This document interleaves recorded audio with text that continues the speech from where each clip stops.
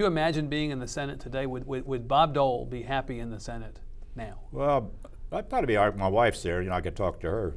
Well, you have at least one, right? One friendly voice, yeah. I got one. But would you seriously? Would you recognize it today if you were in there? Could you operate the way you operated before? Well, anymore you have to have 60 votes. I mean, it used to be 51 was a majority, not 60. Now you need cloture. Yeah, and so I remember we lost a balanced budget by a vote of 66. See, I needed 67 to 33, and I had 66 to 34. And Senator Hatfield didn't vote with it. He offered to resign from the Senate, so I would only need 66 votes out of 99. Yeah. And I said, "Come on, there'll be another vote tomorrow." But you know, well, that's a very long, with a long view. You know, you're taking the long view there. Well, a lot of people today think everything is war. That's it. I don't understand these people on the far left or the far right who expect this total compliance with your view. You know, right. They're not there. They've never voted. They've never been. A lot of them never been in politics, but they know precisely what ought to be done. Right. And you know, they're good people. Don't misunderstand me. Right. But I think again, where we started, and most people are moderate Democrats or moderate conservative Republicans. That's where the bulk of the votes are. Conservative independents. Right. You know, you got to be able to reach across the aisle. I mean, I look back at all the legislation, whether it's civil rights or the American Disabilities Act or saving Social Security in 1983 when I worked with Senator Moynihan. You know, if it's going to last, it's got to have some bipartisan support. Right. You can make me take the medicine, but I may not keep it down. That's right. So, right. I don't know, maybe that's been not being conservative. I don't know. So if Senator McCain were to pick Senator Lieberman as his running mate in the spirit of unity, almost as a unity government. Condi Rice. Well, Condi Rice is a Republican, though. But I'm thinking in the case of... Well, he's an independent now. Well, but he's an independent Democrat. He keeps coming our way. I think he may be a Republican. He does seem to keep coming. He has his right turn signal on all the time in the car, actually. I don't want to start picking running mates, but... But you could support... The point is, if Senator Lieberman were Senator McCain's running mate, you personally I know him. I mean, we worked together on Bosnia and a lot of issues that affected our national security. He's a great guy. Right. You talk about a straight shooter. And here he's standing by John McCain, a guy in the other party, and almost unheard of. Now, were you advocating there for Condi Rice, and I wasn't listening carefully enough? Yeah, she's my neighbor. She lives up the stairs. We live in the same building. Would you like Senator McCain or whoever the nominee is to pick Condi Rice? Oh, she'd be great. Yeah. Yeah. Do you think she's interested in running? I don't know, but I've been pushing her name around. Have you been hitting her ceiling with a broom, possibly, to get her attention? Yeah, but I never won anything, so what difference does it make? Yeah. How have you found your time out of politics to be? It's been now, you said 12 years, right? Yeah, and June of '96. I've kept busy. I worked with President Clinton to raise money after 9/11 so everybody could, all the children survive could get an education. Right.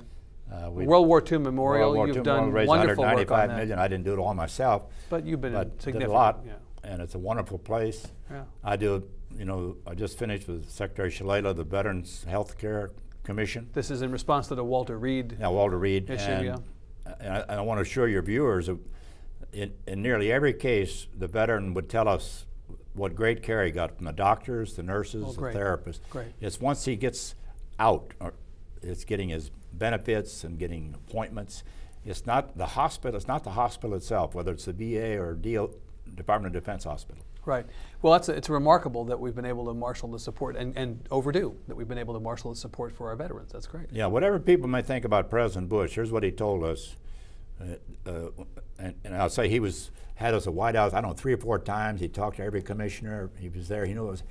And he told us 3 words: for the deserving veteran, whatever it takes. Whatever it takes. If it takes a blank check, whatever. Right.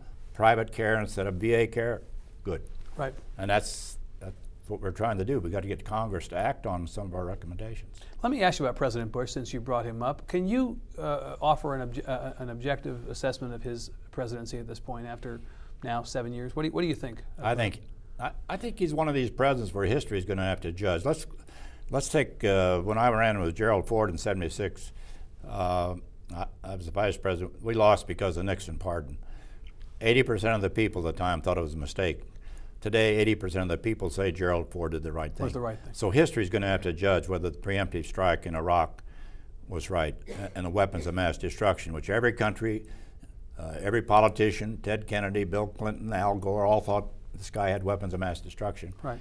And so Bush gets, hit from all sides.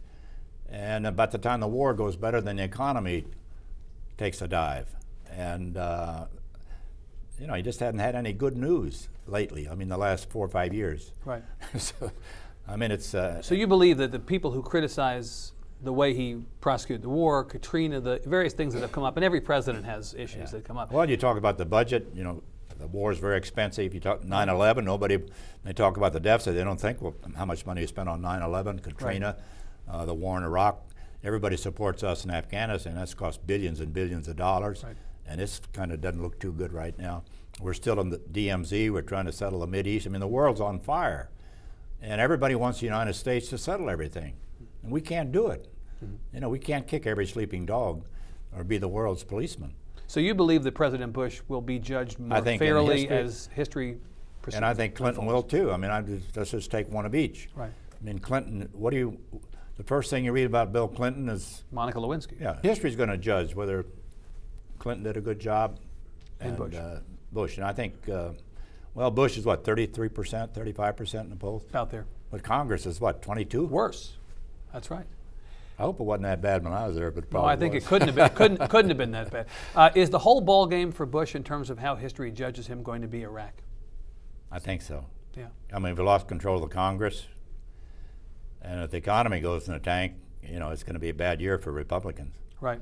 I don't care. The bottom line is your paycheck. If I got a job, right, you're okay.